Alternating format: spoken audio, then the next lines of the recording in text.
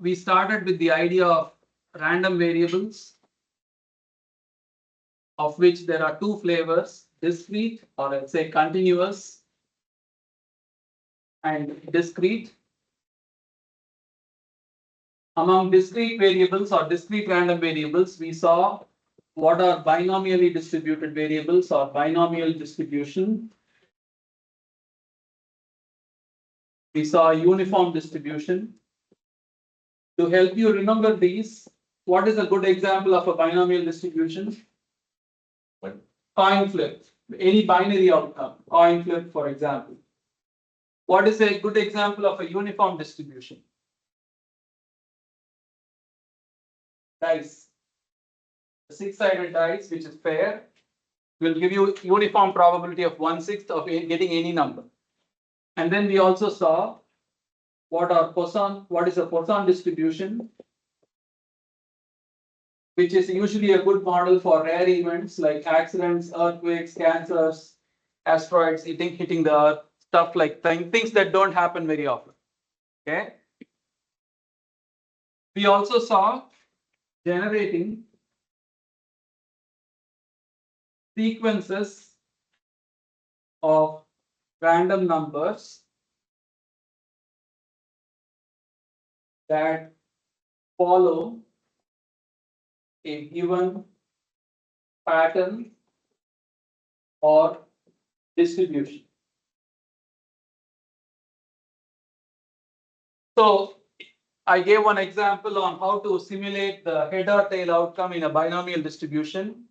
And how we do that typically is, let's say for binomial, if you have a coin, let's say a fair coin, the probability of getting a head or a tail is 50%. So we'll say that the probability of a head is 50%. So this is probability. And the probability of a tail is also the same. These are all things we saw, just a recap, okay? You could have a biased coin where it could be P and 1 minus P. So we can have in general P and 1 minus P. Because it's a binomial distribution, there are only two outcomes, boy, girl, red, blue, head, tail, and so on. So how do we think about probability? Probability is the number of probability of an event occurring is equal to number of favorable outcomes divided by number of trials.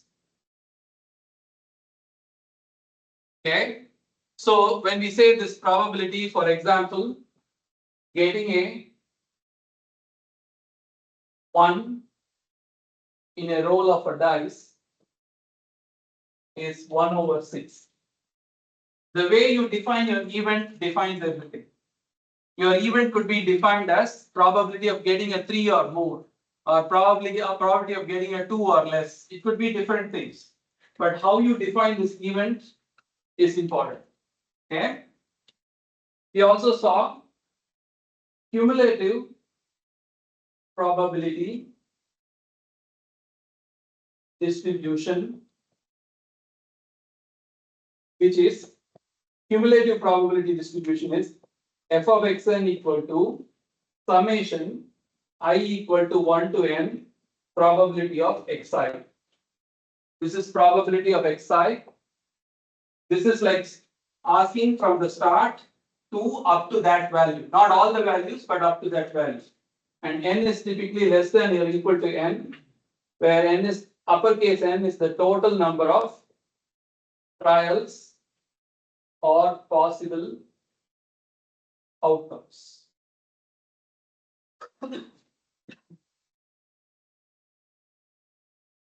So if I ask you, what is f of x4, where this is I equals 1 to 4, probability of xi, and probability of xi is the chance of getting I in the roll of a dice where I varies from 1, 2, 3, 4, 5 or 6. This is 1/6 because any one side is favored 1/6 with the probability of 1/6. So if I say x4, this would be 1/6 which corresponds to I equal to 1 plus 1/6 which corresponds to I equals 2 plus 1/6 which is I equals 3 plus the last 1/6 which is I equals 4, which makes this 2/3. So if you take this binomial probability and if I ask you to plot the cumulative probability, how will it look like? What is the probability of getting up to a head? That's 50%. 50%. What is the probability of getting a head or a tail? That is head plus tail. 100%. You're going to get something, right? That's what it means. 100%. Okay.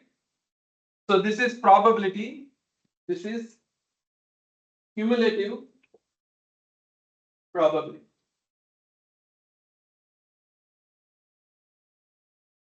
Make a note before I erase it. I'll give you a second to catch up.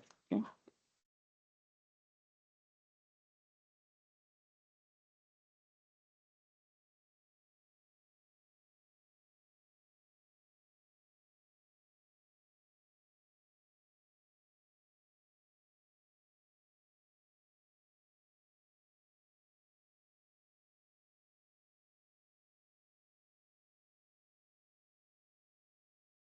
So if you are writing or if you are still writing, I might be rushing you.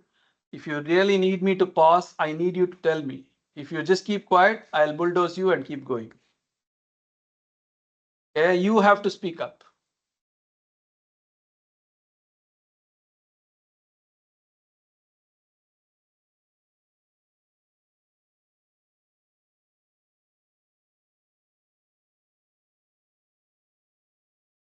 Ooh.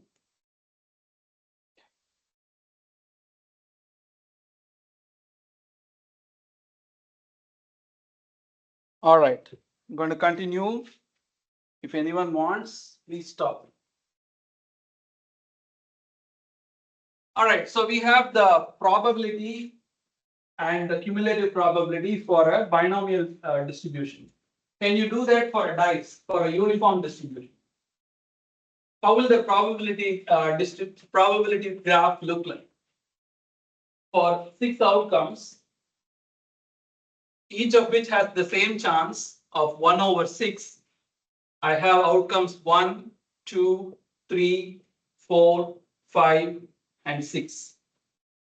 How will my graph look like? It is 1/6, and they are all the same probability.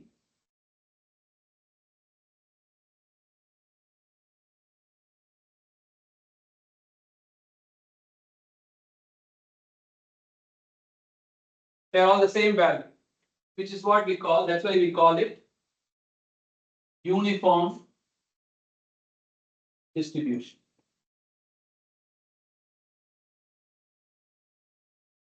How will the cumulative probability look like? This is probability. How will cumulative probability look like?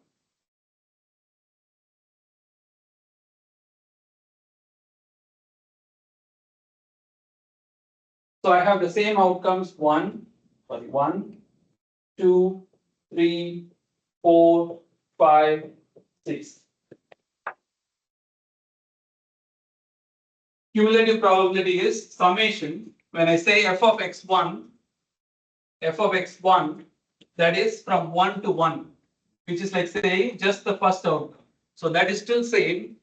I'll draw it modestly like this, saying this is 1/6. When I add up 1 and 2, 1/6 and 1/6, 1/3, so I should double the height. Pardon my drawing skills, they are terrible. Spoiler. And then if I include one more 1/6, what do I get? 1/2, right? 1/2. I already got the scaling wrong, but that's okay. And then when I add one more 1/6, I'm going to get 2/3. And then if I add one more 1/6, I'm going to get 5/6. And then finally, I'm going to get 1. So it goes like this. Okay. So here is where we learned another trick, which is if I were to simulate a sequence of either coin flips or rolls of a dice, how will I do that? This cumulative probability always varies between 0 to 1. It cannot vary between anything else. It can vary only between 0 to 1. That, are we clear? Right? So then I will say, we come back to this statement, generating a sequence of random numbers that follow a given pattern or distribution. What do? Important things, you want to write this down. The map or compute the cumulative probability distribution of the required distribution. That is, if I tell you binomial or Poisson or uniform, first thing you want to do always is to plot the or tabulate the cumulative probability distribution.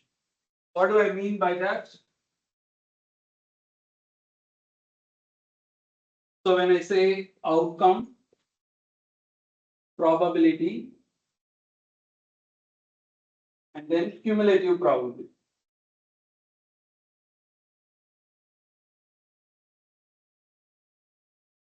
So when I say outcome is head, probability is 50%, cumulative probability is 50%.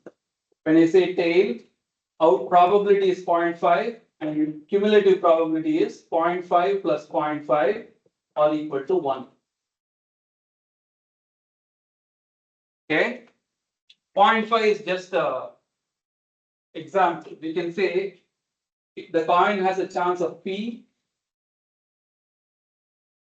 and the chance of a tail would be 1 minus P and this will be always 1.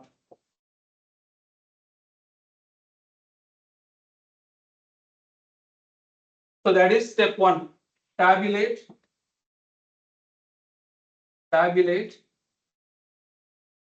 or compute the cumulative probability distribution.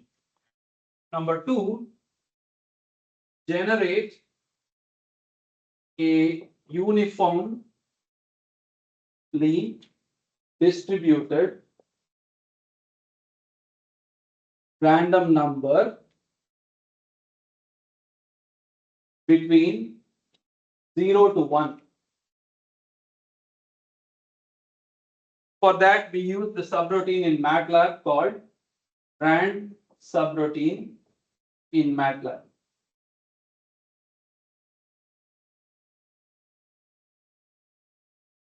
Generate the random number. Okay.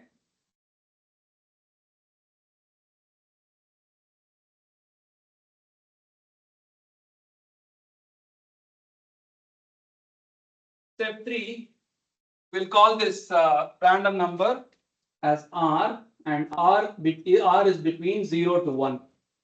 Okay. Step 3, compare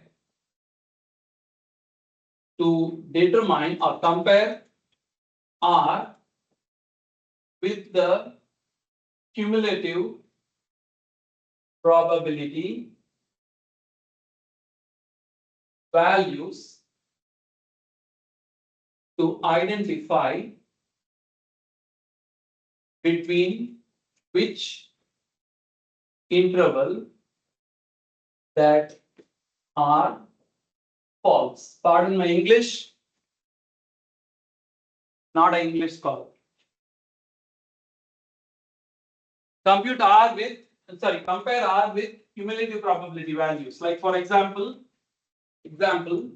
if R is, let's say, 0.61, R is greater than P, and let's say our P is 0.5, R happens to be greater than P, but less than 1, which means outcome is a tail. This is what we did last time. Okay. Today we are going to turn this into a computer program.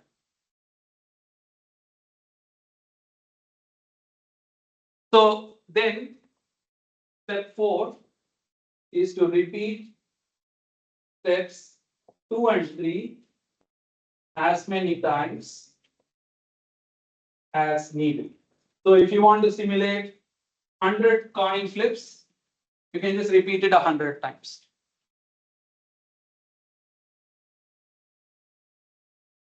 Yeah, question? You have a question? Yeah, what's the lead dash W? Yeah, Between. between.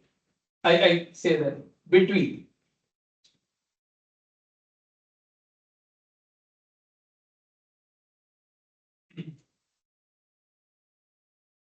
So this procedure I've given you will work for any distribution, not only binomial. Okay. Suppose we are doing this for a dice or a uniform distribution. What are our outcomes? Outcome, probability, and cumulative probability. So this is I. 1, outcome is 1, probability 1/6, 2, 1/6, and so on 6, 1/6. You have 1/6, 1/3, and so on up to 1. Right? So, questions so far? Are we all together? Making sense so far? You're going to become your own little pollster, make predictions, go on doing like Moneyball kind of thing, become rich. If you become rich, remember me. All right, good. So now let's look at this Poisson distribution, which is a little more exotic than the other two, which are really simple. So you're good so far, right? So I'm going to, can I erase this? You want me to wait? Yes, I'll wait. Tell me.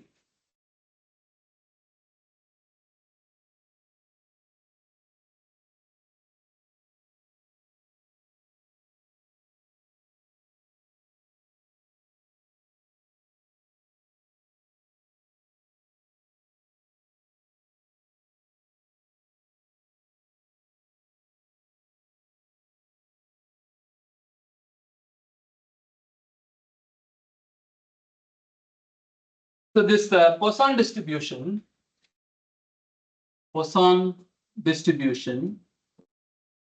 okay, gives the probability of the random variable taking a value of n, a non-negative integer, as probability of n equals e power minus lambda, lambda power n divided by n factorial, where lambda is the mean parameter, which is usually based on observations. Based on observations.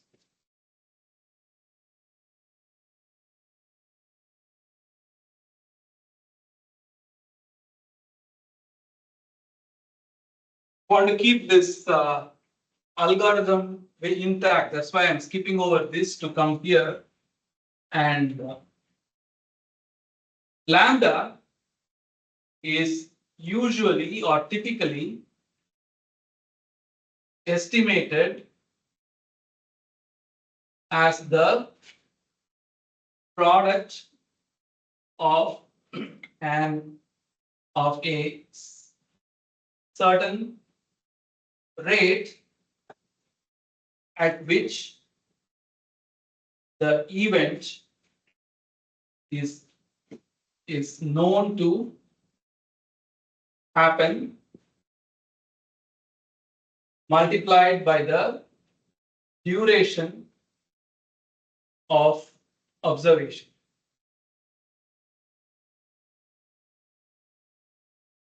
So my favorite example is if the rate if the rate of earthquakes in a certain region is, let's say, one event every 30 years. If the rate is one event every 30 years and our duration of interest is, let's say, 25 years, which would make lambda equal to one event per 30 years multiplied by 25 years. What is the unit of lambda then? Number of events, right? So that is, what is 25 over 30? 5 over 6. So I'll continue here. Lambda equal to 5 over 6 events. That is the mean parameter.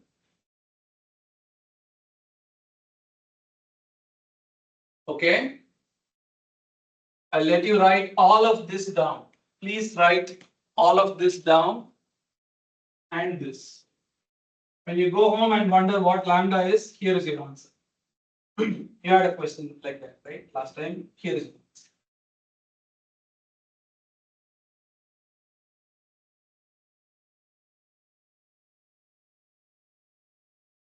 So now, I want you to fill out this table for the Poisson distribution with this lambda value.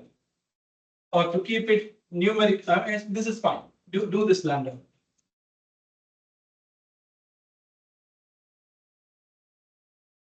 So I'll write in our example, n is the number of events, which can be like, for example, an earthquake.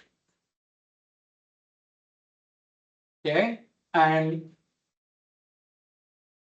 the outcome being 0 quakes, 1 quake, 2 quakes, 3, and so on. I'll write 1, 2, 3. The probability of n. So this is probability of n equal to 0, probability of n equals 1, probability of n equals 2, probability of n equals 3. With lambda equals 5 by 6 and p of n equals e power minus lambda power n divided by n factorial. Can you wield your calculators to get me these 4 numbers?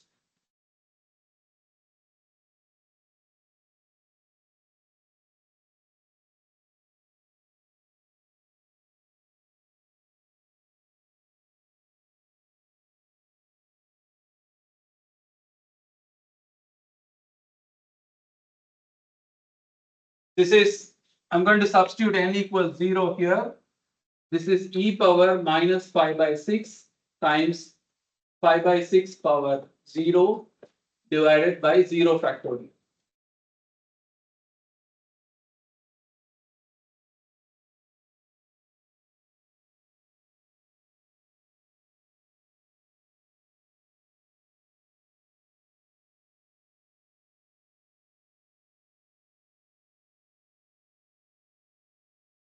0.4346, would you say?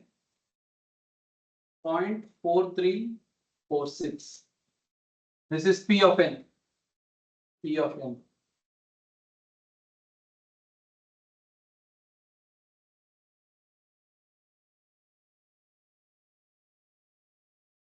What is P of 1? E power minus 5 by 6 times 5 by 6 power 1 divided by 1 factorial. What is 5/6 of 0.4346? 0.3622.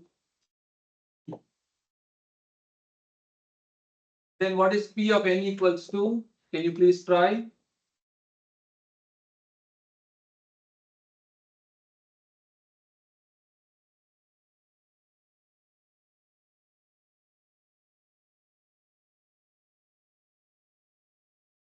Point 1509. Then what is n equals 3?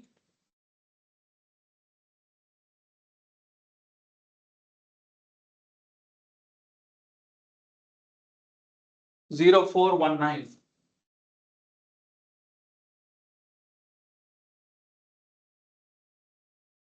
Are you with me so far? We computed the probabilities for the first 4 possible outcomes. 0 quakes, 1 quake, 2 quakes, 3 quakes. Now compute what is the cumulative probability. What is f of x n xn? For the first row, it is simply this 0.4346. For the second row, it is 0.4346 plus this.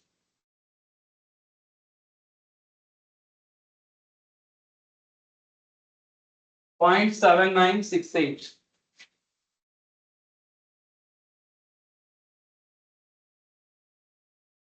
For up to 2, there is 0, 1 and 2 combined. That would be 17 carry over 1, 7, 14 carry over 1, 8, 9. 9477. That is 2 quakes. For 3 quakes, that would be 16 carry over 1, 8 plus 1, 9, 4 plus 4, 8, and 9. Now take a pause from writing. Look at the last column. Let's say you pick this 9477. Can you interpret it in words for me?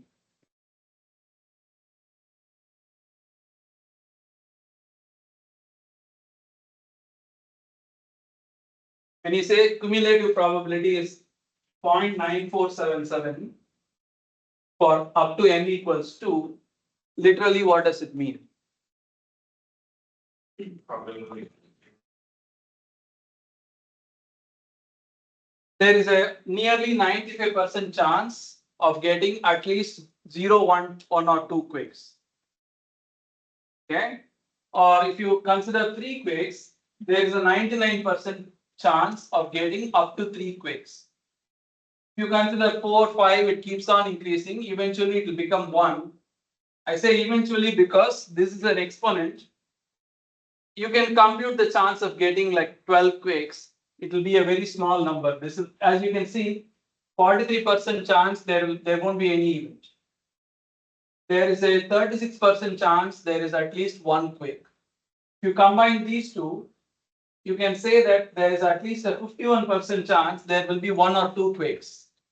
You can do this by different combinations. And if you compute n equals 5, it will be a very small number. Like you have to be a really unlucky person to have 5 quakes, and the odds say that. But the odds might be like, let's say 10 power minus 6, and you happen to find or you happen to be in 5 major earthquakes in the region, you are literally like 1 in a million. Because that's a very rare event. Okay. So if I ask you to generate a sequence of outcomes or Poisson distributed random numbers, how would you go about it? Look at the procedure and tell me.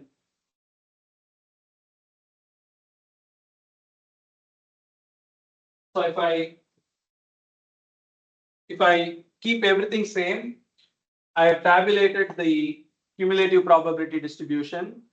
I've generated a random number between 0 to 1. I want to see where in this scale does 0 to 1 fall. Of course, the first entry here is 0 and the last entry is 1. So if it's an example, if R is 0.4441, how many quakes would or what is the simulated outcome? Simulated outcome or Poisson distributed random number is, from the table, what is that?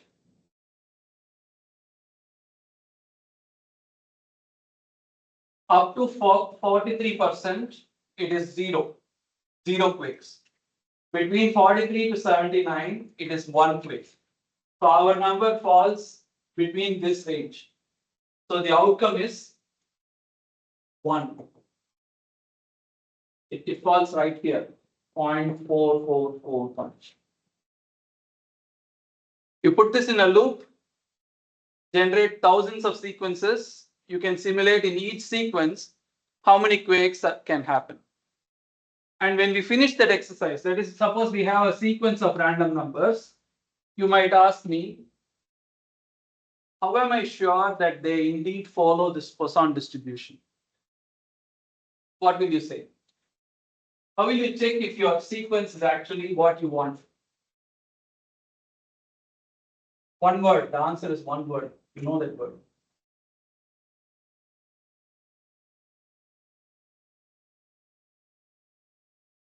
Yeah. Average. It's an answer, but not the best possible way you can come up.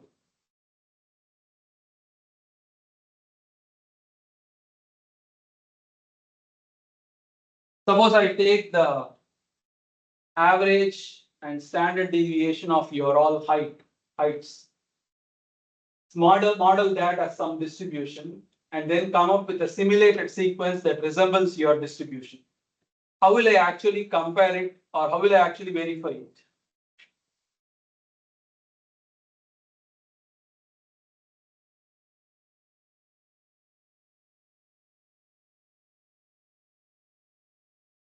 Keep thinking. We'll answer it at the end of the class. Keep thinking. Okay. So now let's get our MATLAB out and we are going to write a program which will simulate sequences of random numbers.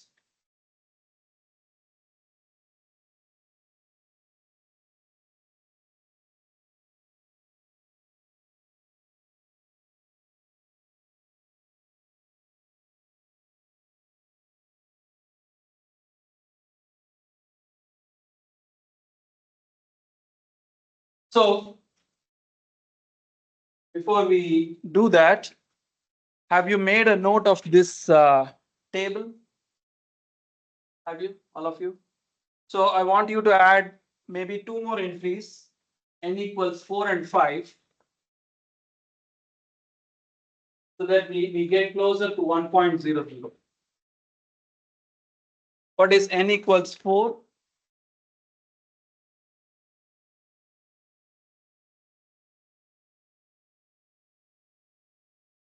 Zero 0.0087. And if you add that to this, 13 carry over 1, 10, 18, 9, 0.9983. We are within 0.17%. Okay, let's try 5. What is probability of n equals 5? 0.014.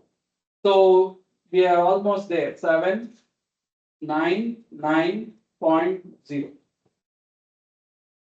So if you generate a random number which is greater than 0.9997, that is something that has a chance of 1 in or 3 in 10,000, then it will be more than 5 quakes. Until then, it's one of these 5. Okay, so if you go beyond that, we'll just say n greater than or equal to 6. If you even go below this.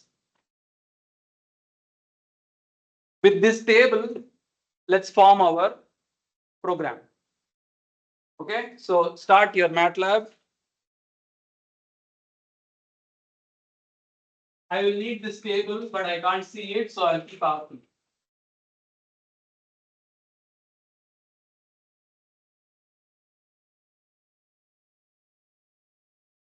All right. What is our first step?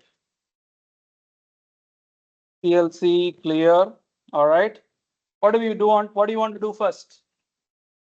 Make your tabulation. Right. So let me make this bigger. Enter a comment. Create a tabulation of the cumulative probability distribution.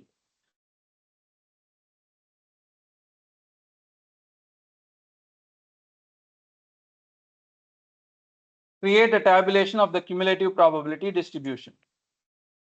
Okay. We are going to go from 0 to 5. Those are our outcomes. Okay. So create a loop that runs from 0 to 5.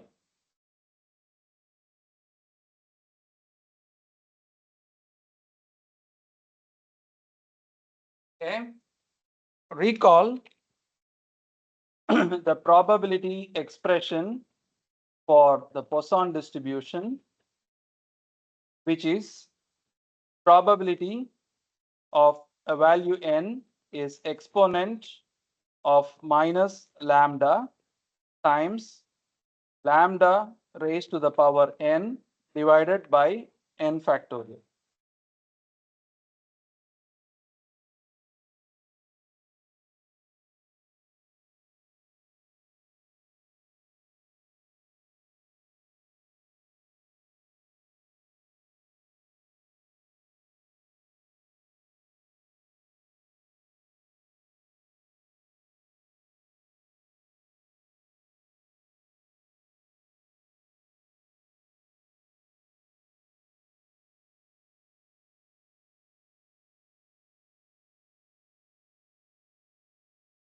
Are we all caught up?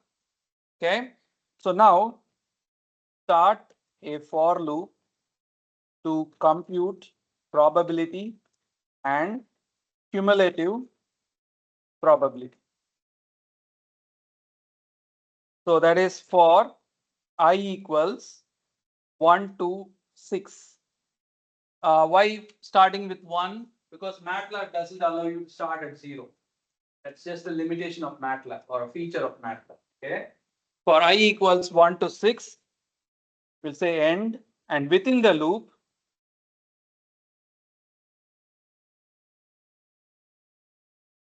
okay, we'll say probability of I. That is, we'll have an array which stores the probabilities, which is exponent of minus lambda times lambda power. What should I write? Should I say I or I minus 1? I runs from 1 to 6, but what we need is 0 to 5. So I'm just going to shift it by subtracting 1. Okay, so I'm going to write lambda power I minus 1 divided by I minus 1. How do I do factorial in MATLAB? Do you know? If you don't know, like me, go to help and type factorial. The syntax for factorial is pretty convenient. Factorial of n. So I just need to type factorial of I minus 1.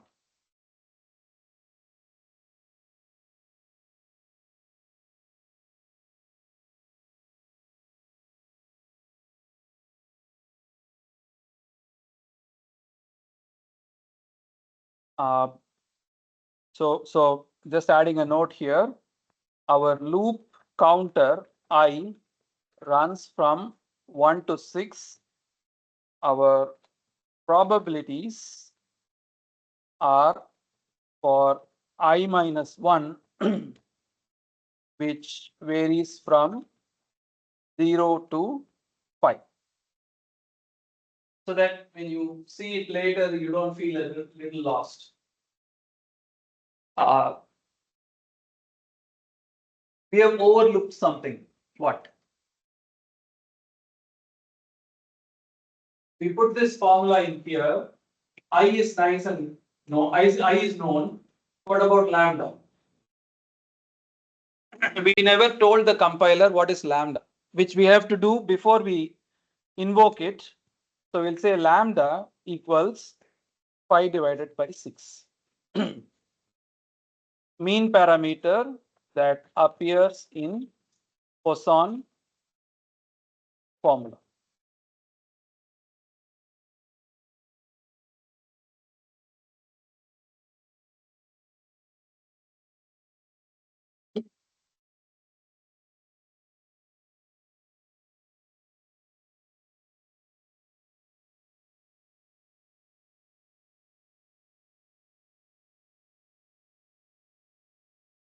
Are we good? Good so far? Okay. So then this P of I is to calculate probabilities. To compute cumulative probabilities, I'll introduce C of I, which represents C of I is the cumulative probability value.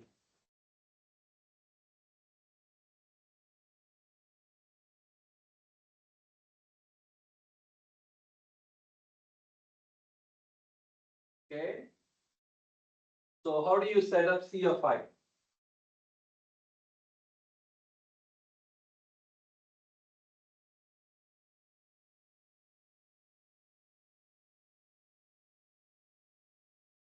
C of I is whatever C of I minus 1 is plus P of I. You say C of I is whatever C I minus 1 is plus P of I. Everything until that point plus the current value. That is cumulative function.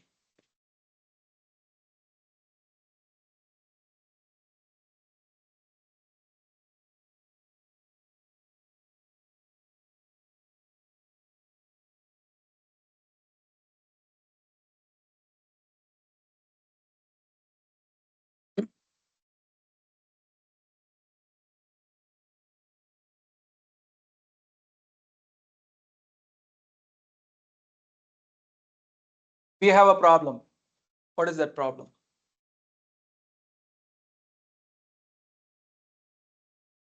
We have a problem with this script as it is written right now. Tell me. You are telling something. Tell me.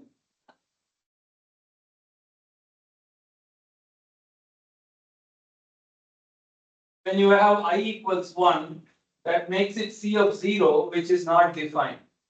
So this loop cannot run from 1 to 6. It has to run only from 2 to 6 because that way your I minus 1 will still remain meaningful. Right? So we'll say the loop runs from 2 to 6, and before the loop starts, we'll go manually and write C of 1 is equal to P of 1. And what is P of 1 then? P of 1 is exponent of minus lambda times lambda power 1 divided by 1 factorial, which is 1. So I'll just leave it at that.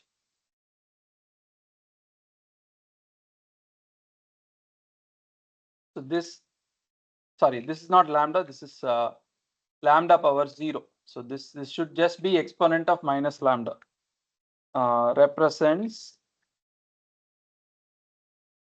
this is the probability for n equals 0.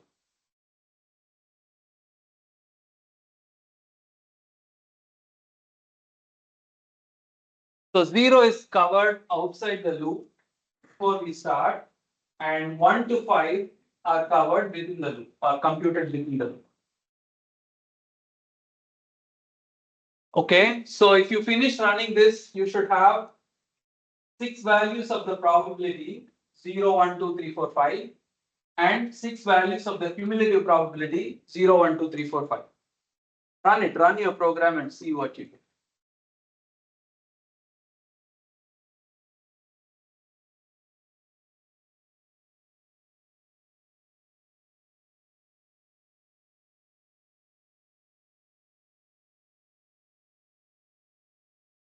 Getting some error.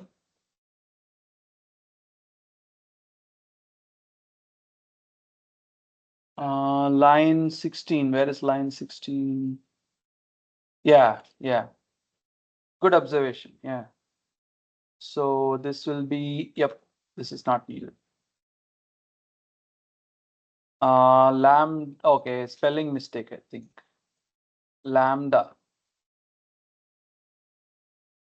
Okay, good. So I have a sequence of p values, which if I open, well, let me print it here, p. So 43, 46, 36, 22, 15, 09, 04, 19, 0087, 0015. Looks familiar, right? These are our probability values. Okay. If you also check the C values, yes. Line 20. Yeah. Do you have a question? Come again? Okay. First, let's look at what I got and then we can see. So you have probability P values, and then if you print out what are C values, what are you getting? Are you getting these? So 43, 46 plus 36, 22 is 79, 94, 98, 99, and then 9998. Okay, just ensure you all of you are able to get up to here. What is your question?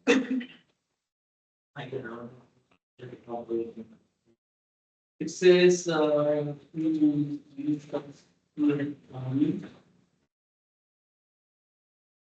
because we have to change the index from 2 to 6. Yeah. Now it should work. Yes.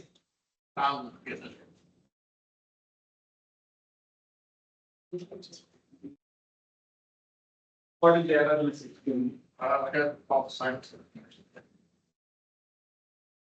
So you got that formula. It's not exponent of lambda, it's minus. Yep.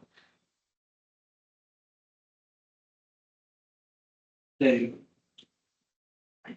Yeah. So everyone is at this point. Good. So you have done the first step, which is to tabulate your cumulative probability values. If you generate a random number any between 0 to 1, if it's less than 43.46, it would be a, what would be your outcome?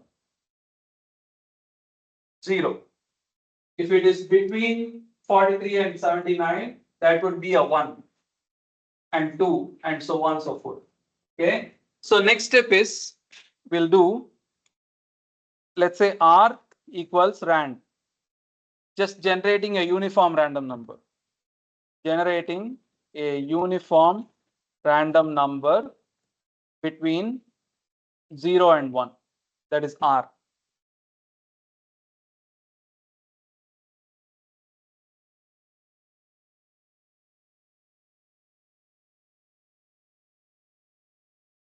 Okay. So then you want to do compare R with C of I values, C array values, to see which value of I or which interval in which, sorry, to find out the interval where R false. It's sort of a messy process, isn't it? Like if you have a table of 6 values, you have to like search. Is R greater than the first 3 or 5 value? Is it less than the second, less than the third, and so on and so forth. You see what is needed, right? And you also see that it's messy. And we don't do messy things. We try to find easier ways to do messy things. So the easier way is go to MATLAB, go to help, and type Poisson. Okay. The Poisson that I want.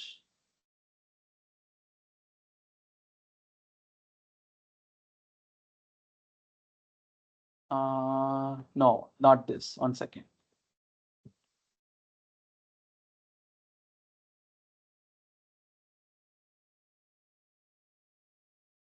All right. You have RAND. Okay. Let's click on RAND.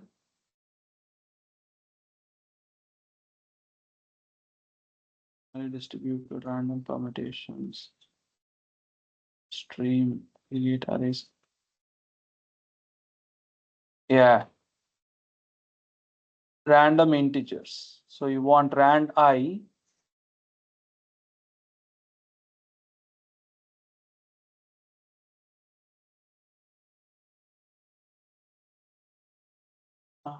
No. Just say.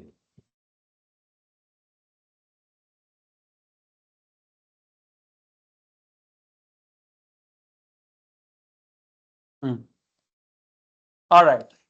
So here's a subroutine in MATLAB to generate random numbers from Poisson distribution.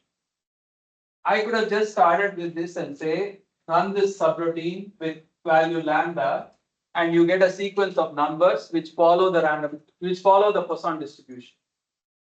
What I meant to do is to explain to you what goes on within this subroutine, which you can now call and generate a sequence of numbers. So what I would do is copy this syntax, go back here to your program. Let's say we do for I equals 1 to 1000. We want to generate 1000 random numbers, and we'll call it R of I equals Poisson rand of lambda.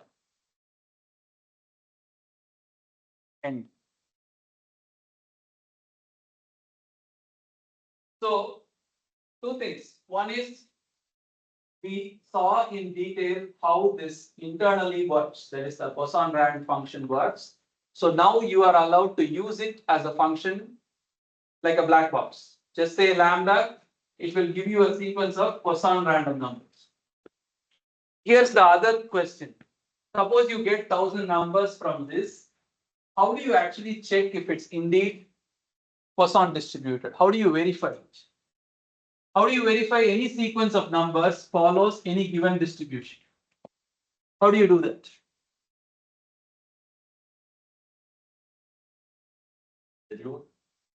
No, I told you the answer is one word. I'm looking for that one word. Yes? Plot what?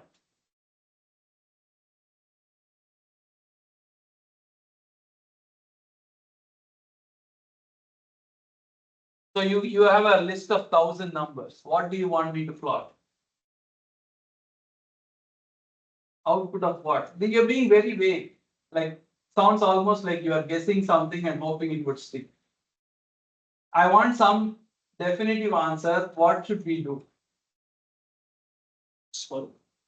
Slope of what? Again, being very obtuse. I have a sequence of 1000 numbers. Run your program. Okay. Run your program. And I have R to be a list of 1000 numbers. Okay. It's all these 1, 2, 3, 4, etc. Yes.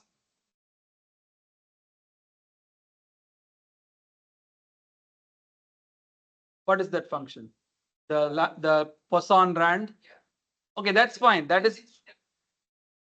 That is okay. I'm giving you a sequence here.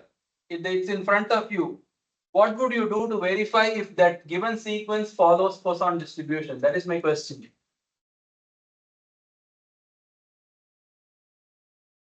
Can I give another example since nobody is like giving me an answer? Suppose at the end of this class, I email you with the grade distribution. I'm saying 5 people got A, 10 people got B, B plus, 14 people got B, 16 got B minus, and then 7 got C. When you get that table of grade distribution, what do you immediately think of? No.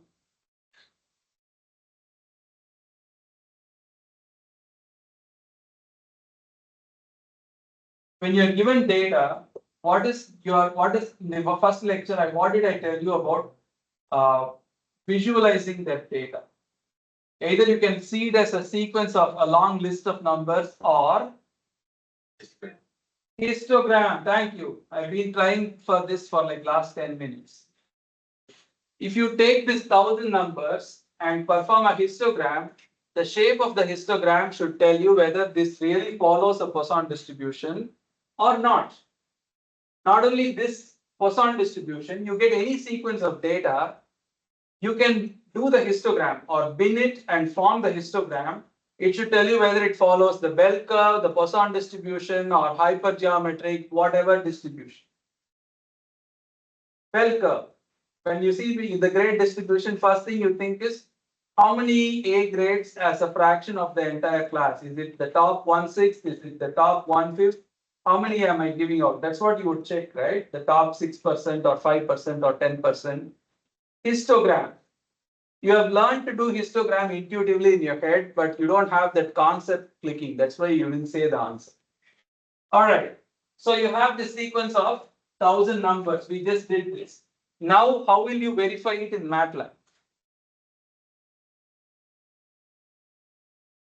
If you go to apps, I emailed you to install this so-called distribution fitter. I hope it is actually in distribution fitter.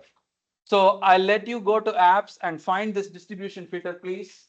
If anyone has it, I want you to tell me. At least I want to know if one person has this.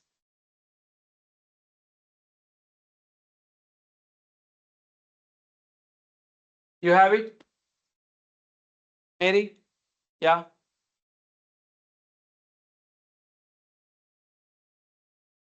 Few people have it. Santiago? Forget your name.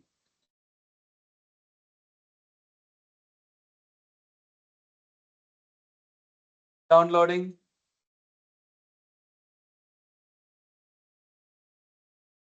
Parker? Okay, at least 1 or 2 people have it, right? So others, please watch. So I click the distribution fitter. It's going to open. Okay. So those who have it or those who want to try later, you can see it from the video. Click on data. And at first line data, select your the array that you want to actually check. In our case, it is R. Okay, and in our case, it's R, and then you create data set, and then press view. I'll stop here and like pause. So select the data, create data set, and then press view. Okay, so I do that. Those who are trying or not trying, take a pause, look at this. Okay, look up. Stop whatever you're doing. Look up. Whatever you're doing can't be more important. Look up. Okay. So we took our sequence of 1,000 numbers, and what MATLAB has done is to count the number of zeros, the number of ones, the number of twos, number of threes, number of fours, and fives. And it shows that a large fraction of them is a zero. Then next largest is 1, 2, and so on. Okay. So if you go to data. Okay, press data. I'm sorry, press new fit. New fit. Your data is R data, or the variable that you are trying to use. And what is the type of distribution which we are checking for? We want it to be Poisson, right? So click this. You can see a list. Poisson is down here. Okay, click Poisson and then hit apply. So what is the feature of Poisson distribution? It has one parameter, lambda, which should come from the data. So when you say fitting it, as we will see later in the course, the program is fitting the function exponent of. So it's literally fitting the function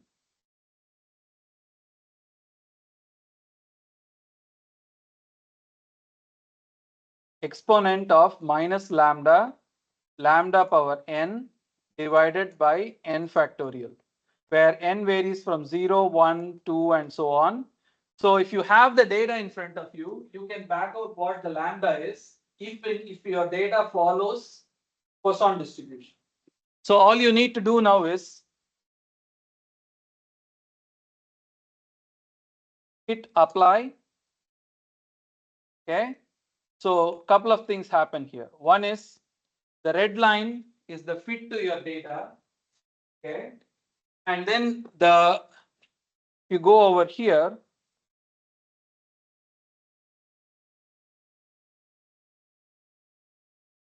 You go over here in the bottom here, you can see what is the mean. Sorry, what is the mean and variance of the data? What is the mean here? 0.826. How much is 5.6? How much is 5.6?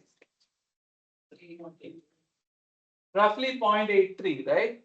So 0.82667 essentially. So your data, of course, it should follow Poisson distribution because you made it Poisson. But this exercise serves to teach you two things. One is how to generate a sequence of random numbers of a given distribution. And then if you have a random sequence of data which you don't know anything about, you can use the distribution fitter to figure out what distribution does it really follow. Okay, so coming back to application or utility, where do you think these tools will be useful for you? Please don't say getting a grade other than that. Where do we think we'll use, say, for example, random number generation?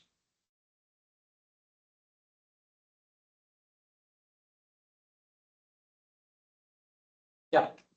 Maybe you want to loads to material test training. You want to simulate your load, which is random. Like for example, your component could be like a beam, which is subjected to turbulence. Time to time, there could be a burst of turbulence, which applies a very large load or a small load. Could be like a airplane wing structure. The wings frequently experience turbulence. So from time to time, the load fluctuates. So if you want to simulate that load, you would simulate it as a mean component plus a fluctuating or random component. Brilliant. Can you think of other examples where you will have fluctuating quantities? To simulate fluctuating quantities. Where else do you encounter fluctuating loads? Or not loads, fluctuating quantities, signals. Hey, you all biomedical engineers. Say something. Yes. What about the thermocouple? You want to simulate like how a real thermocouple will put out data. So if it outputs say 1 millivolt, it's not exactly 1 millivolt. It could be like 1 millivolt plus minus something. You want to simulate the sequence of voltages. Nice. Okay. It was in fact the first example I gave when we started our discussion, right? Like 1000 voltage values. How will you simulate those 1000 voltages? You give a mean and a standard deviation. You can use random number generation to simulate that sequence. Okay.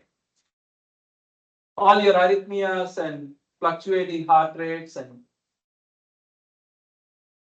Sorry? What does that mean? Explain. Grip what? Okay, so I know what, you're gripping something, so why would there be a fluctuation?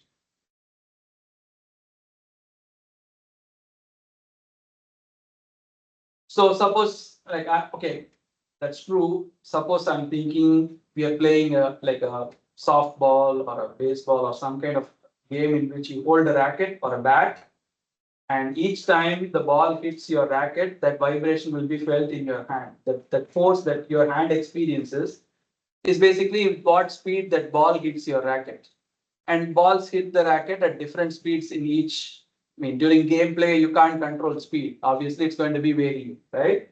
So the force felt by your hand can be simulated like a random process because the speed with which the ball hits is random. So you can, by extension, model the force on your wrist or hand. If you are into sports mechanics modeling. Okay. Good. Okay. Any one more example of the where you could use random number generation to simulate something that is fluctuating.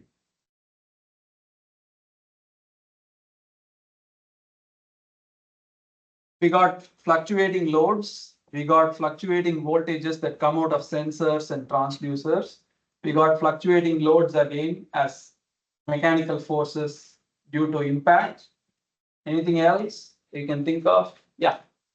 Right? Explain. The different modes that are applied to the spring change the distance that the spring travels. So I guess by the first example you gave, you sort of have hit like all the instances where you have fluctuating loads. So it can be a spring, it can be turbulence, it can be somebody gripping a bat or somebody taking a step, all are in the same school of thought. Can we think something else?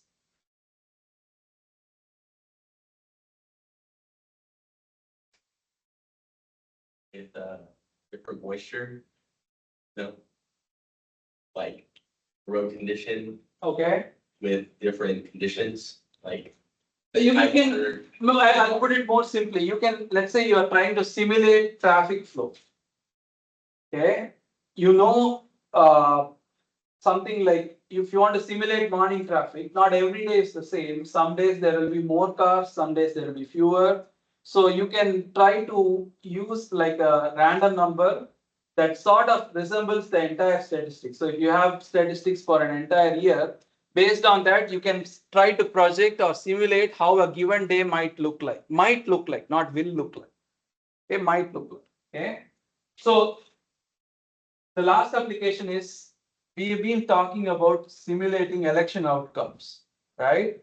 What is an election outcome, at least in our very simplified scenario? It is a binomial distribution with one candidate having a chance of P, which is P could be like 50% or 52%, something like that. Or, based on, we will come up with a way to calculate the chance. And the other candidate having a chance of 1 minus P because we have a 2-candidate election. That is one. So you can simulate, for example, if your state of choice is Pennsylvania, you can simulate what will happen in Pennsylvania. You can project, you can simulate 1,000 scenarios and say about 600 goes to one candidate and 400 goes to the other candidate. Okay. But the way this game is set up, the electoral college is not about one state, it's about 50 states, but nearly 43 of them are pre-decided. Only 7 are like contentious. So in that 7, you could have combinations. Suppose candidate 1 wins 4 states and the remaining 3 states, and each state has different number of electoral votes.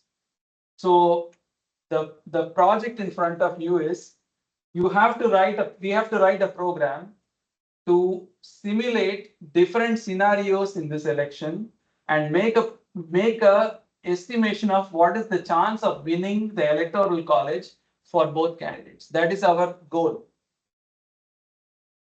Not endorsing or condemning any candidates. I have no affiliation. I am not just making this about politics. This is about statistics. Okay.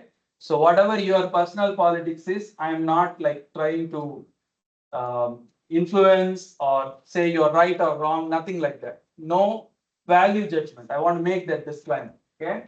So where do we start?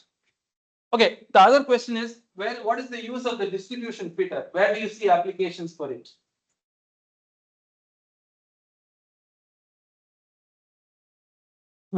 What is the use of that distribution fitter? Where do you see it actually helping you?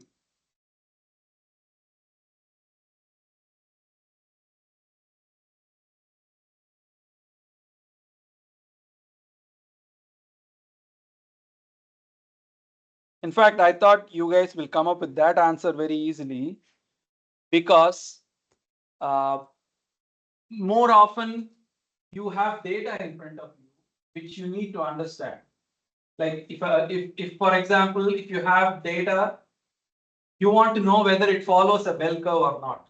For that, this distribution fitter will be useful. You can take the data and just go through a different list of distributions and then find, let's say, for example, normal. You can fit that and see whether it really follows normal distribution or not. That is the most common use of distribution fitting. You get data. It could be temperature data, it could be statistics, it could be polling, it could be anything. Use the distribution fitter to understand what is that underlying pattern which these random numbers follow. The random number generation is to simulate. The distribution fitter is to analyze. Remember those two words, simulate and analyze. Okay. All right. So now let's go back to our program.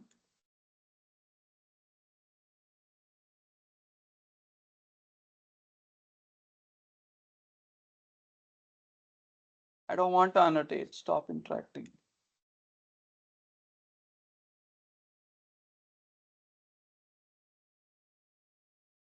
All right. Okay, so now I want you to do a very simple task. Simulate a sequence of 1,000 numbers with a probability of 0.52 and that follows binomial distribution. Do it on your own if you are trying this.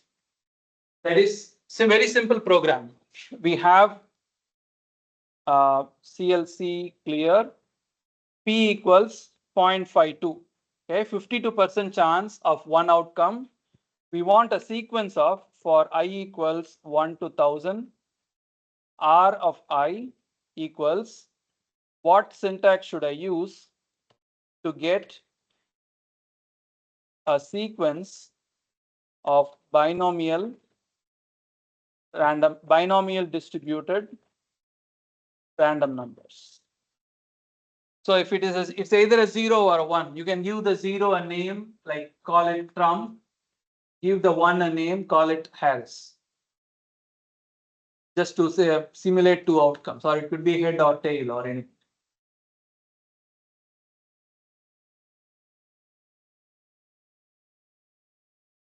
How do you do this?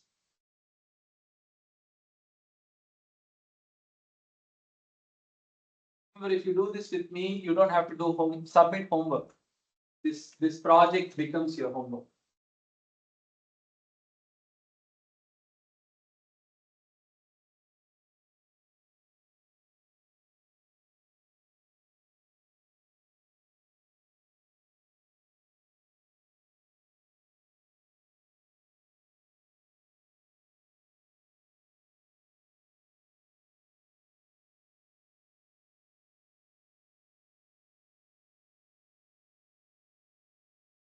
Can someone tell me what you will do even if you are not ready to do it right away?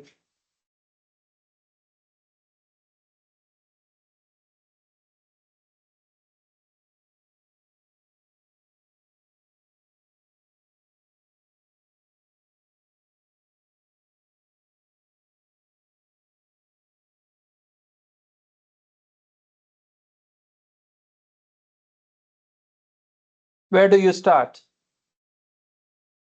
When you are rubbing your chin, not knowing what to do, start with help. Go to MATLAB help and type in, just like I did Poisson distributed random number, I'll say binomial random numbers. Random numbers from binomial distribution. That's the first result that pops up. The let's check it out. Let's check it out and see what we have there.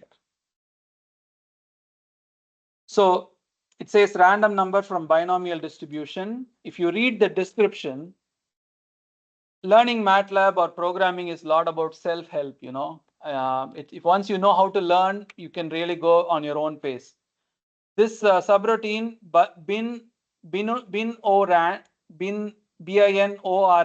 generates random numbers from the binomial distribution specified by the number of trials and the probability of success for each trial.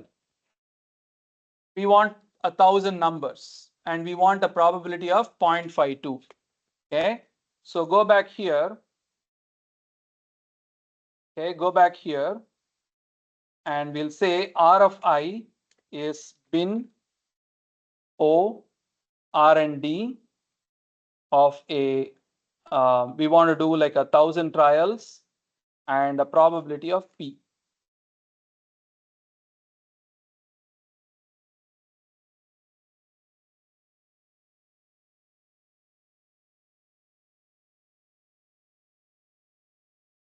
That's it. Then run your program.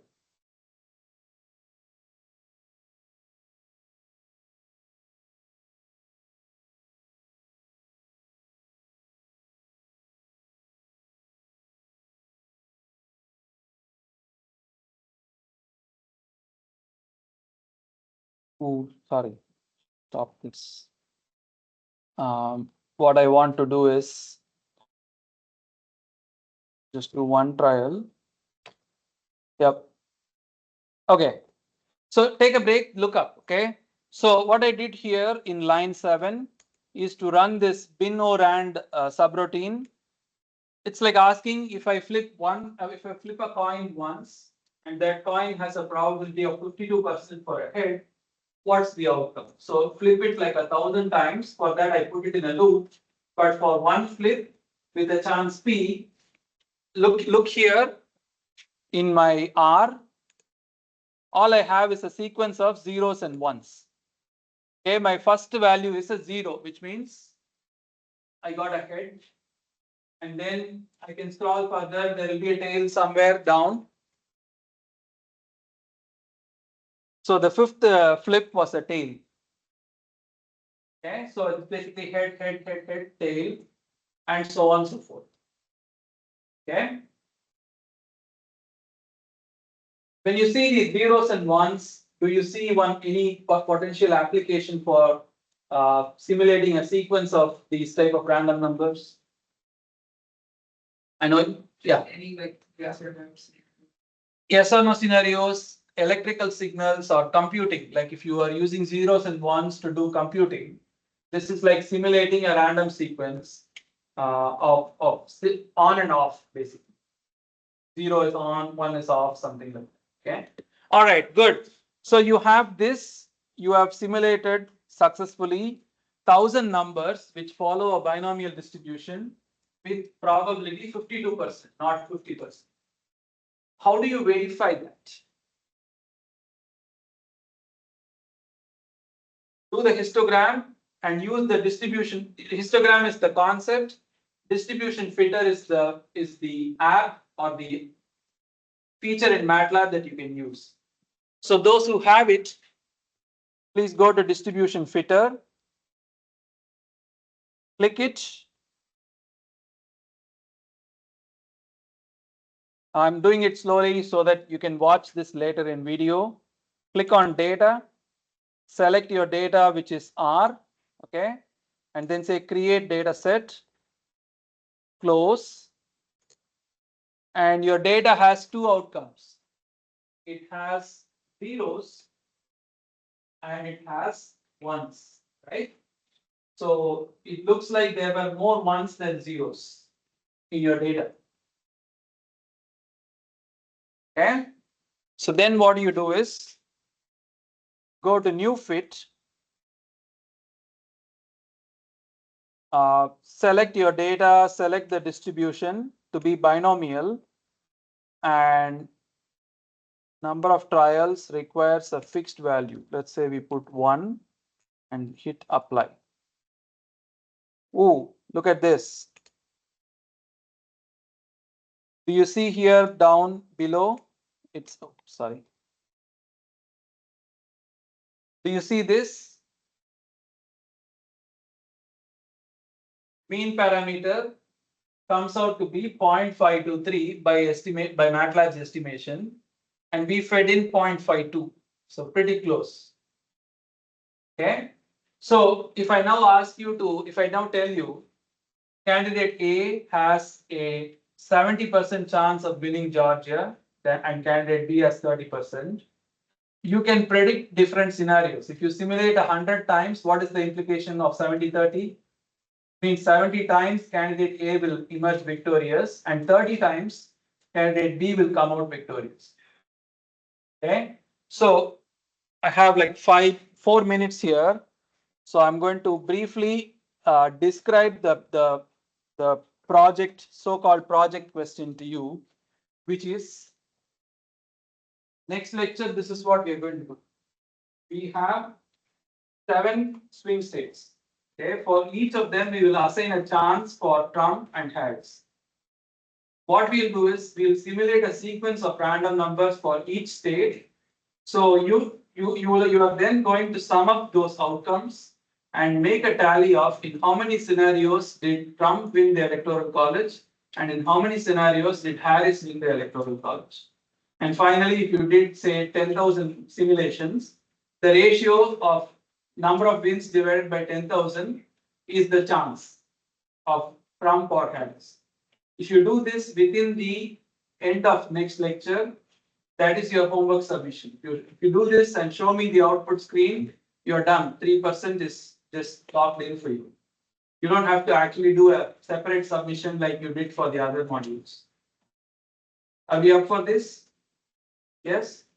Pretty doable, right? So please go home, try doing this. In fact, if you try it on your own, you're at home, you might be able to just pull it off by yourself.